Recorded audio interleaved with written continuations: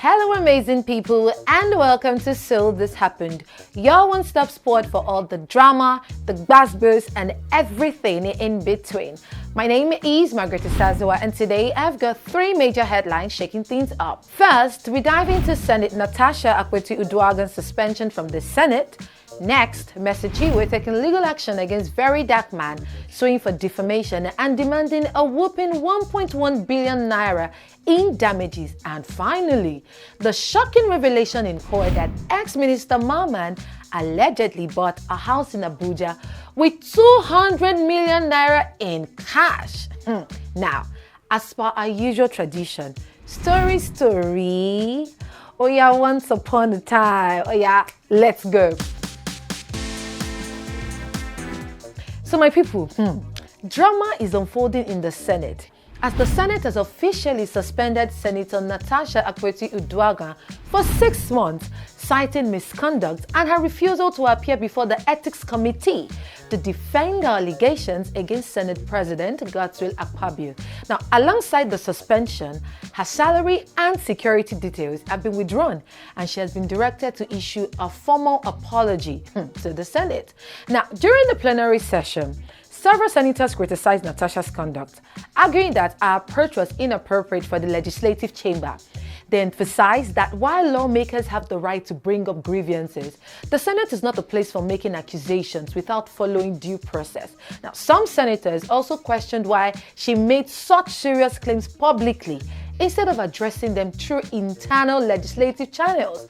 Now, the controversy began when Senator Natasha accused Akpabio of sexual harassment and abuse of office, claiming he deliberately frustrated her motions, particularly those related to the Ajaokuta Steel Company, because she rejected his alleged advances.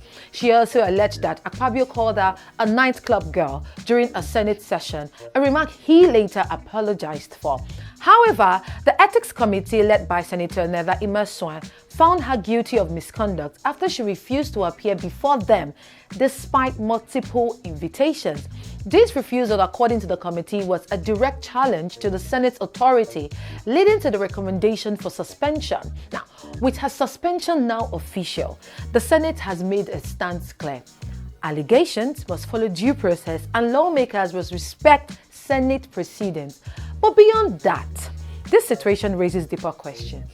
Was this decision purely about misconduct, or is it an attempt to silence a female senator who dared to speak out? Whatever the case, one thing is certain: this issue is far from over. Will Senator Natasha take legal action? Will this discourage other female lawmakers from speaking out? The political drama is still unfolding, and all eyes and ears are on for what happens next. Quickly, we move on to the second story of the day. When I say choke, this one choke. So a Chief Magistrate's Court in Wuse Zone 6 Abuja has summoned controversial blogger Martins Vincent Etsay, popularly known as Very Dark Man, over alleged criminal defamation of gospel singer Messi Chinwo. Now, this happened after gospel singer Messi Chinwo filed a lawsuit against VDM for defamation, and she is demanding 1 billion naira in damages. So here's what happened. In February, VDM accused Chinwo of misappropriating $345,000, allegedly linked to her former record label boss, Ezekiel Oyedikachuku, also known as Easy T. Now, Messi is not finding the allegations funny at all. In a lawsuit dated March 3rd, a lawyer, Akpelumi, described VDM's comments as libelous, malicious, and damaging to her reputation. He argued that VDM wasn't even involved in the dispute between Chinwo and Izzy, but still went ahead to paint Messi in a bad light. Now, the lawsuit is demanding that VDM deletes all defamatory posts, issues a public apology in 2 widely circulated newspapers and all his social media pages, and pays 1.1 billion naira in general damages plus extra millions for punitive damages and legal costs. The lawyer also wants the apology to be published in 4 national dailies for 14 consecutive days. Meanwhile, in case you missed the story between Messi Chinwo and Izzy T, so Messi Chinwo has previously accused Izzy T of exploitation, threats to her life, and spreading false rumors about her child's paternity. She even claimed she had to relocate from Lagos to Port Harcourt for her safety. Mind you, a separate case involving Izute remains before the Federal High Court in Lagos, as on February 17, 2025, the court upheld a subsistent arrest warrant against the record label executive over alleged fraudulent conversion, with his arraignment scheduled for March 6, 2025. Now, with this lawsuit, one thing is clear: Mercy Chinwo is not here for any form of character assassination. Now, all eyes on VDM. Will he fight back or will he take the L? Quickly, we move on to the last story of the day. My people, bring your here and here. Have you heard? Money don't fly for this country. Better grab your own. So, former Minister of Power Saleh Mamman is currently facing trial for alleged money laundering to the tune of 33.8 billion. Ha! And this latest revelation is gonna shock you. So, a witness, Mohammed Ashel Jida, told the court that Mamman personally walked into his office with some men and dropped the dollar equivalent of 200 million naira in cash. Guys, in cash.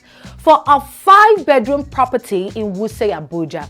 Now, according to Jida, the deal was initially supposed to be in naira, but when Mamman showed up, it was all in dollars. They counted the money, and just like that, the property changed hands. The documents were later signed in the name of Mohammed Hussein, who was allegedly representing Mamman. Now, another witness, real estate agent Samson Britres, confirmed the transaction, stating that he managed the property for Mamman and even collected rent on his behalf. Meanwhile, a Zenith Bank compliance officer also presented bank statements showing how money flowed in and out of Beatrice's account, with some funds traced directly to Mamman. You see, this particular case, EFCC is not smiling because they allege that this property is just one piece of a much bigger money laundering case tied to Mambila Power Project scandal. With all these receipts dropping, the court has now adjourned the trial to March 18th and 19th, 2025. Now, my question is, how does money move so freely at this level? So while some Nigerians are struggling to withdraw huge sums at ATMs, others are allegedly paying for mansions with Ghana must go bags of cash. No CBN regulation, no BVN alert, just money flying left, right and center. Anyway, with the trial adjourned to March 18 to 19, 2025, one thing again is clear: money no they hide, and EFCC no they follow anybody play this year. And that's a wrap in today's edition of So This Happened. We have dissected the drama, spilled the tea, and broken it all down just the way you like it. Now, it's your turn. What are your thoughts on today's hot topics? Drop your comments and let's talk about it. Also, don't forget to like, share, and follow for more updates. Until next time, stay informed, stay engaged, and I will see you in the next one. Bye.